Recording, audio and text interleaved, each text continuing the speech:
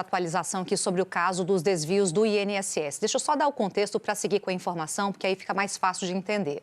Na semana passada, teve uma grande operação da Polícia Federal sobre os desvios bilionários no INSS, aqueles descontos ilegais atingindo aposentados e pensionistas. Inclusive, o ex-presidente do INSS foi preso. Pois bem, nessa mesma operação, o presidente da CONAFER, que é a Confederação Nacional relacionada à Agricultura e também aos pequenos agricultores, a CONAFER tem o seu presidente, Carlos Lopes, que foi alvo de mandado de prisão e até agora é considerado foragido.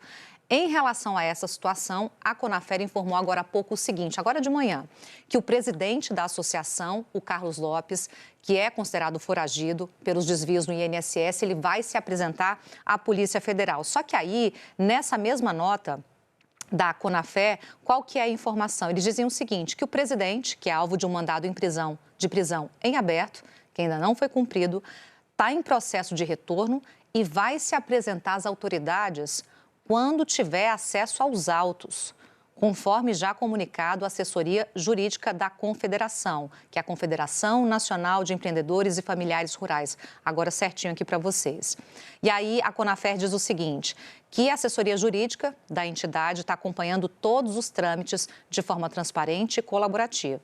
A entidade afirma ainda nessa nota oficial que traz esse outro lado da investigação e de quem representa ali até agora o Carlos Lopes, que desde o início das investigações a CONAFER se colocou à disposição para fornecer documentos, informações, esclarecimentos, mantendo postura institucional de respeito absoluto às normas legais e às instituições responsáveis. Está aí o outro lado, mas queria só deixar uma observação também para a gente, sempre respeitando o devido processo legal, o outro lado também registrar uma coisa.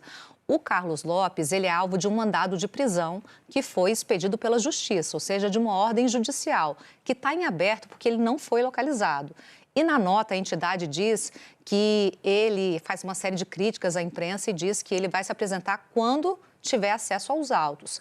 Nem ele, nem nenhum outro cidadão do país que está sob o guarda-chuva das mesmas leis tem o direito de manter em suspenso uma ordem judicial válida para se apresentar só quando tiver acesso aos autos. Não há previsão legal disso, apesar de ser essa a nota oficial da entidade que ele representa. Só mais um contexto também. O Carlos Lopes, nessa operação, é tido como uma das pessoas-chave dessa investigação, como mentor intelectual e o líder do núcleo de comando. Portanto, a situação dele dentro da investigação é considerada bastante grave em relação às suspeitas.